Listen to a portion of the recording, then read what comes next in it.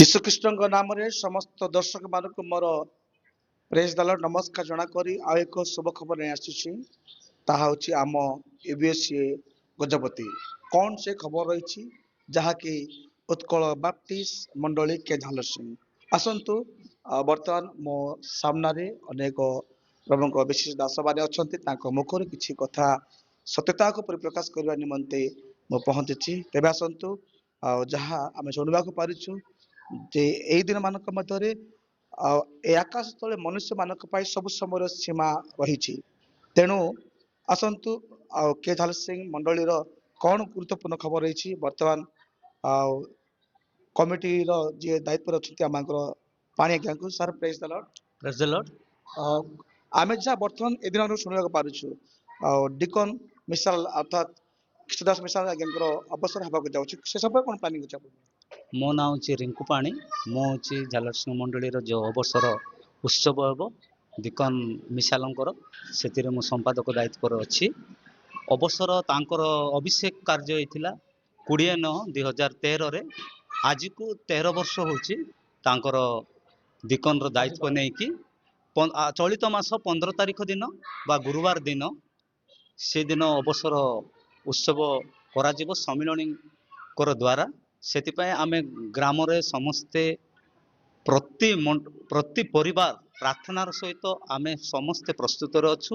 ସେଦିନ ଗୁରୁବାର ଦିନ ଯେମିତିକି ଉତ୍ତମ ପାଗ ଓ ଉତ୍ତମ ପରିବେଷଣ ହେବ, ସେଥିପାଇଁ ଆମେ ସମସ୍ତେ ପ୍ରଭୁଙ୍କ ନିକଟରେ ଓ ଆପଣମାନଙ୍କ ଆଉ ବିନୀତ ଅନୁରୋଧ କରୁଛୁ, ଆପଣମାନେ ଦୈନନ୍ଦିନ ଜୀବନରେ ପ୍ରାର୍ଥନା କରନ୍ତୁ ସୁରକ୍ଷିତ ଭାବରେ ଓ ସଫଳ ପୂର୍ବକ ସେ ଅବସର ଯେପରିକି ସମାପ୍ତ ହେବ। ସେଥିପାଇଁ ଆପଣମାନଙ୍କ ଯେତେ ଶ୍ରୋତା ଦେଖୁଛନ୍ତି ସେମାନଙ୍କୁ ଅନୁରୋଧ କରୁଛୁ। ଧନ୍ୟବାଦ। ଏହା ଥିଲା ଆପଣଙ୍କର ଯୋଉ ବର୍ତ୍ତମାନ ଚଳିତ ମାସ 15 ତାରିଖ ଦିନ ଯୋଉ ଅବସର ହେବାର ସମ୍ପାଦକ ମହାଶୟ ଅଛନ୍ତି। ଆଉ ପୁଣି ଡିକନଙ୍କ କଥା ଯେତେବେଳେ ଆସୁଛି ଆଉ ଆମମାନଙ୍କର ତାଙ୍କ ସହକର୍ମୀ ଭାବେ ଅନେକ ସମୟ ସେ ଜଡ଼ିତ ଅଟନ୍ତି। ସେ ଆମମାନଙ୍କର ମହାପାତ୍ର ଆଜ୍ଞା ଅର୍ଥାତ୍ ଜିରିମିୟ ଆଉ ଡିକନ ଅବସର ଡିକନ ମହାଶୟ ଅଛନ୍ତି। ଆଉ ସାର୍ ଆପଣଙ୍କର ସହକର୍ମୀଙ୍କର ଆପଣଙ୍କର ଅବସରରେ ସମୟରେ ଆମେ ବହୁତ ଖୁସି ହେଇଥିଲୁ, କିନ୍ତୁ ଆପଣଙ୍କ ସହକର୍ମୀ ତାଙ୍କର ବି ସମୟ ଆସି ପହଞ୍ଚିଛି। ତାଙ୍କ ସହିତ କେମିତି ତାଙ୍କ ବିଷୟରେ କଣ କହିବେ? ସର୍ବପ୍ରଥମେ ମୁଁ ଆପଣଙ୍କର ୟୁଟ୍ୟୁବ ଚ୍ୟାନେଲ ପାଇଁ ଧନ୍ୟବାଦ ଦେଉଛି। এই ଚ୍ୟାନେଲ ଜାରି ରହୁ, ଯାହାକି ଆମେ ପ୍ରତ୍ୟେକ ସମୟରେ ମଣ୍ଡଳୀର ବିଭିନ୍ନ ସମାଜର ନୂଆ ନୂଆ ଖବର ସବୁ ଶୁଣୁଛୁ, ଯାହା ଆଜି ଆପଣ ଆମ ପାଖରେ ପହଞ୍ଚିଛନ୍ତି। ଆମର ବିଶେଷ ଭାବରେ ଯେଉଁ ସମୟରେ ମଣ୍ଡଳୀ ଅଶାନ୍ତି ଥିଲା ତାର ଶୃଙ୍ଖଳା ଫେରାଇ ଆଣିବା ପାଇଁ ସମ୍ମିଳନୀ ଏକ ନିର୍ଦ୍ଧାରଣ କଲେ।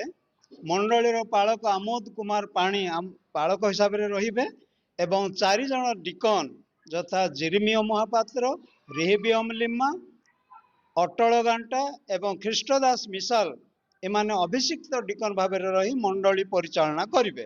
ତଦ ଅନୁଯାୟୀ ଶୃଙ୍ଖଳିତ ଭାବରେ ମଣ୍ଡଳୀ ପରିଚାଳିତ ଆସୁ ଆସୁ ଆମମାନଙ୍କର ଅଟଳ ଗାଣ୍ଟା ସେ ପ୍ରଭୁଙ୍କ କୋଳକୁ ଚାଲିଗଲେ। ଗୋଟିଏ ଶୂନ୍ୟ ସ୍ଥାନ ସୃଷ୍ଟି ହେଲା। ତାପରେ ବର୍ତ୍ତମାନ ଆମେ ଦେଖୁଛୁ ଆମର ଖ୍ରୀଷ୍ଟଦାସ ମିସାଲ, ଆମେ ସମସ୍ତେ ମିଳିମିଶି ପ୍ରଭୁଙ୍କ କାର୍ଯ୍ୟ, ପ୍ରଭୁଙ୍କ ସେବା ଏବଂ ମଣ୍ଡଳୀଙ୍କ ପ୍ରାର୍ଥନା, ବିଭିନ୍ନ ଆନୁଷାଙ୍ଗିକ ମଣ୍ଡଳୀର କାର୍ଯ୍ୟ କରିକି ଆସୁଥିଲୁ। କିନ୍ତୁ ଜଣେ ଖସିଗଲା ପରେ 3 ଜଣ ରହିଲୁ। 3 ଜଣ ମଧ୍ୟରୁ ଖ୍ରୀଷ୍ଟଦାସ ମିସାଲ ତାଙ୍କ ଶରୀର ଅସୁସ୍ଥତା ହେଲା, ଯଦ୍ୱାରା ସେ ବ୍ରହ୍ମପୁର, ଭୁବନେଶ୍ୱର, କଟକରେ ଚିକିତ୍ସିତ ହେଲେ।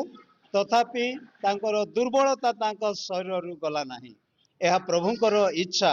ସେଇଥିପାଇଁ ମଣ୍ଡଳୀ ଚାହିଁଲା, ସେ ତ ପ୍ରାୟ 8-9 ମାସ ହେଲା ମଣ୍ଡଳୀ ସେବା କରିପାରୁନାହାନ୍ତି, ସେବାରେ ଯୋଗ ଦେଇ ପାରୁନାହାନ୍ତି, ତେଣୁ ତାଙ୍କୁ ଅବସର ଦେବା ଏଇଟା ପ୍ରଭୁଙ୍କର ଅନୁଗ୍ରହର ବିଷୟ ଅଟେ। କାରଣ ଅବସର ନେବା ସମସ୍ତଙ୍କ ପକ୍ଷରେ ସମ୍ଭବ ହୋଇପାରୁନାହିଁ। ଯେଉଁମାନେ ପ୍ରଭୁଙ୍କ ଠାରେ ଅଛନ୍ତି, ପ୍ରଭୁ ଯେଉଁମାନଙ୍କ ପ୍ରତି ଦୟା ରଖୁଛନ୍ତି, ସେମାନଙ୍କୁ ଏ ପ୍ରକାର ସୁବିଧା ମିଳେ। ତେଣୁ ଖ୍ରୀଷ୍ଟଦାସ ମିସାଲଙ୍କୁ ମଣ୍ଡଳୀ ଅବସର ଦେବା ନିମନ୍ତେ ଚିନ୍ତା କଲେ ଏବଂ ତାଙ୍କର ବୟସ ହେଇନି, ନିରୂପିତ ସୀମା ହେଉଛି 72 ବର୍ଷ, କିନ୍ତୁ ବର୍ତ୍ତମାନ ପ୍ରାୟ 70 ବର୍ଷରେ ସେ ଅଛନ୍ତି। ତଥାପି ମଣ୍ଡଳୀ ଚିନ୍ତା କଲା ତାଙ୍କୁ ଅବସର ଦେବା ପାଇଁ ଏବଂ ସେହି ଅନୁସାରେ ସମ୍ମିଳନୀର ନିର୍ଦ୍ଧାରଣ, ମଣ୍ଡଳୀର ନିଷ୍ପତ୍ତି ପ୍ରକାରେ 15/1 2024 ତାରିଖରେ ଆଚାର୍ଯ୍ୟ ଖ୍ରୀଷ୍ଟଦାସ ମିସାଲ ମଣ୍ଡଳୀର ଡିକନକୁ ଅବସର ଦିଆଯିବ। ବର୍ତ୍ତମାନ ଅଭିଷିକ୍ତ ଡିକନ ଭାବରେ ଜଣେ ମାତ୍ର ରିହିବିୟମ ଲିମା ମଣ୍ଡଳୀର ସେବା କାର୍ଯ୍ୟରେ ରହିବେ। Thank you. ଆଉ କ'ଣ ପଚାରିବେ? ଆ, ଧନ୍ୟବାଦ। ଆଜ୍ଞା ଆପଣମାନଙ୍କ ସହକର୍ମୀଙ୍କ କାର୍ଯ୍ୟ ବିଷୟରେ ଅନେକ କଥା କହିଲେ, ପ୍ରଭୁ ଆପଣଙ୍କ ଆଶୀର୍ବାଦ କରନ୍ତୁ। ବର୍ତ୍ତମାନ ଗ୍ରାମ ଜଣେ ପୁରୁଖା ବ୍ୟକ୍ତି ଅଛନ୍ତି, ସାର୍ ଆମେ ୱେଲକାମ୍ କରୁଛୁ ଆମ ଚ୍ୟାନେଲ ତରଫରୁ। କ'ଣ କହିବେ ଆଜି ଆପଣମାନଙ୍କର ବୟସ୍କ ଜଣେ ଡିକନ ମହାଶୟଙ୍କର ଅବସର ହେବାକୁ ଯାଉଛି, ତାଙ୍କ ବିଷୟରେ କ'ଣ ଜାଣନ୍ତି ଆପଣ?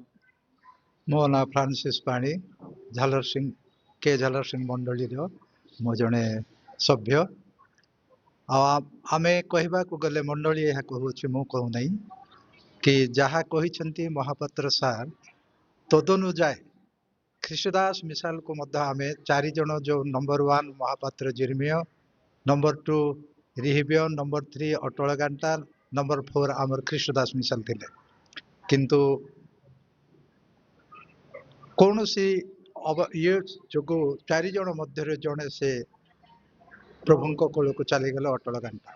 ତେବେ ଆଉ 3 ଜଣ ଥିଲେ, 3 ଜଣ ମଧ୍ୟରେ ମଧ୍ୟ ଆମର ମହାପାତ୍ର ଆଜ୍ଞାଙ୍କୁ ଆମେ ଅବସର ଦେଇ ସାରିଛୁ। ତଥାପି ମଣ୍ଡଳୀରେ ଆଜି ପର୍ଯ୍ୟନ୍ତ ଆମେ ତାକୁ ବ୍ୟବହାର କରି ଆସୁଛୁ। ଆଉ ତଦନୁଯାୟୀ ସେ 2ଟି ଡିକନ ଥିବେ, ରିହିବିୟମ ଆଉ ଖ୍ରୀଷ୍ଟଦାସ ମିସାଲ, ଏହା ଆମେ ଚିନ୍ତା କରିଥିଲୁ, କିନ୍ତୁ ପ୍ରଭୁଙ୍କର ଯୋଜନା ଅଭିମତ କ'ଣ ଆମେ ଜାଣିପାରୁନାହୁଁ। ତାର ଦେହ ଅସୁସ୍ଥ ହେଲା, ସାଂଘାତିକ ପୀଡ଼ାରେ ସେ ପଡ଼ିଲା, ଅନେକ ହସ୍ପିଟାଲ ଗଲା କି ଇତ୍ୟାଦିରେ ସେ ସୁସ୍ଥ ହେଇପାରିଲା ନାହିଁ। ତେବେ ମଣ୍ଡଳୀ ଚିନ୍ତା କରି ତାକୁ ଆମେ କ'ଣ କଲୁ, ଏହି ମାସର 15 ତାରିଖରେ ତାକୁ ଆମେ ଅବସର ଦେବା ପାଇଁ ମଣ୍ଡଳୀ ନିଷ୍ପତ୍ତି ନେଲୁ। ତଦନୁଯାୟୀ ସମ୍ମିଳନୀକୁ ମଧ୍ୟ ଆମେ ଜଣାଇଲୁ, ସମ୍ମିଳନୀ ମଧ୍ୟ ଆମର ନିଷ୍ପତ୍ତିରେ ସେମାନେ ଗ୍ରହଣ କଲେ। ଆଉ ଆସନ୍ତା ଗୁରୁବାର ଦିନ 15 ତାରିଖରେ ତାର ଅବସର ହେବ। ଆଉ ତେଣୁ ମଣ୍ଡଳୀ ଆମେ ସଚେତନ ହେଇ ତାଙ୍କ ପାଇଁ ବହୁତ ଆୟୋଜନରେ ମଧ୍ୟ ଆନନ୍ଦର ସହିତ ପୁରା ମଣ୍ଡଳୀ ତାକୁ ଅବସର ଦେବା ପାଇଁ ଖୁସିରେ ସହିତ ଆମେ ଅପେକ୍ଷା କରିଅଛୁ। ଧନ୍ୟବାଦ।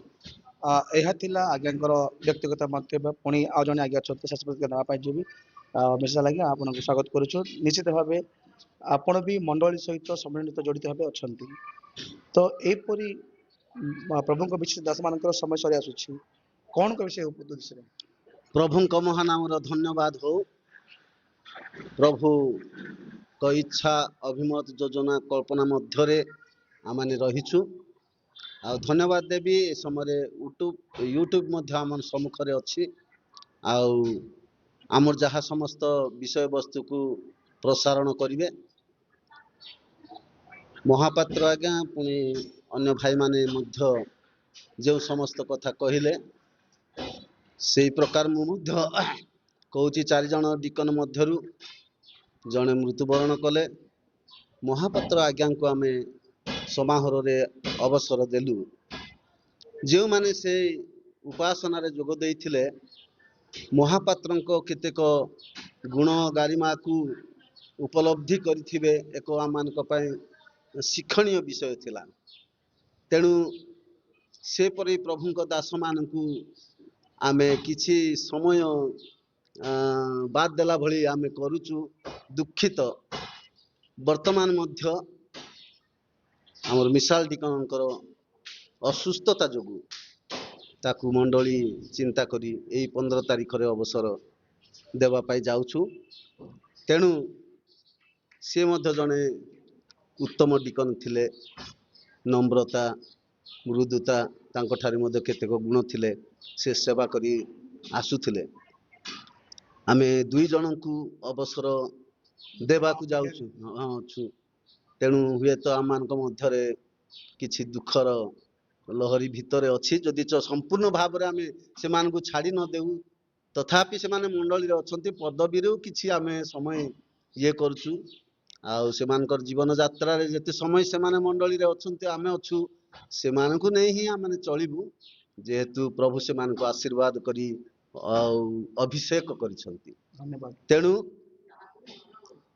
এই ଅବସରରେ ଆମମାନେ ମହା ଆଡ଼ମ୍ବର ବା ପ୍ରଭୁଙ୍କର ଗୌରବ ନିମନ୍ତେ ସମ୍ମାନର ସହିତ କରିବା ପାଇଁ ମିସାଲ ଆଜ୍ଞାକୁ ଆମେ ସ୍ଥିର କରାଯାଇଛି। ଅବସର ଦେବା ପାଇଁ ସ୍ଥିର କରାଯାଇଛି। मंडली सम्मिलन द्वारा आसंता 15 तारिखरे आमे आपण मानकर उपस्थिति रे ए समस्त कार्य करिवु आ जो मान को आमे निमंत्रण करिछु सम्मिलन निमंत्रण करछि से माने दया करी एई विशेष कार्य रे जोग दियंतु आ यहाँ मानकर कामना आ जेमति कि प्रभु आशीर्वाद सहित ए समस्त कार्य करिवे। Thank you. धन्यवाद। यह थिला आज्ञा मानकर विशिष्ट दासंकर मंतव्य। पुणी शेष प्रतिज्ञा नेबा पाई चाहिबी जे केउ मानक पाई निमंत्रण दे केउ माने उक्त दिवस रे अवसर दिवस रे जे माने रहिबा पाई चाहती आसन जाके आपनकर आगे अछंती कहया पाई अनुरोध करे आ जे के संपादक अछंती सर आप आसंता चलित 15 तारिख जो अवसर भाग जाउची केउ मानक निमंत्रण दिया जायछि केउ मान योगदान देबा कार्यक्रम रहिछि। विशेष तो यही अवसर कार्य गोटे महान उत्सव अवसर कहले सीमित नहीं प्रभु सेवार आहरी से जीवन थिबा पर्यंत से कार्य करेंगे किंतु आमे सम्मिलन को जो पत्र लिखिक मंडली माध्यम जणाइलु आम मंडली तरफ आमे नुआगढ़ मंडली शताब्दी मंडली बड़पदा एवं ताबड़ा मंडली और शाखा मंडली लेंगे एवं शाखा मंडली केरेडांग एवं भ्रमरपुर मंडली को मध्य आमे निमंत्रण करिछु से मानकर मुख्य कर्मकर्ता जोगदेबे ता सहित सम्मिलनी से माने निजे प्रति मंडली बा समाज को से माने तांकर विज्ञापन द्वारा से माने निमंत्रण करिसंती से माने तांकर निमंत्रण रे मध्य आसीबे किंतु आम मंडली विशेष करी आमे कमिटी तरफ आमे निमंत्रण करूछु मास 15/1/2026 गुरुवार दिन आपण माने आसंतु बहु संख्यारे जोग दियंतु आमर दिकन ख्रीष्टदास मिसाल को आशीर्वादर कारण हंतु। धन्यवाद। बहुत धन्यवाद आप दर्शक बंधुମାନେ यह थिला अवसर विषय रे किछि विवरण दिला प्रभु प्रत्येक धन्यवाद अपन मत पाए।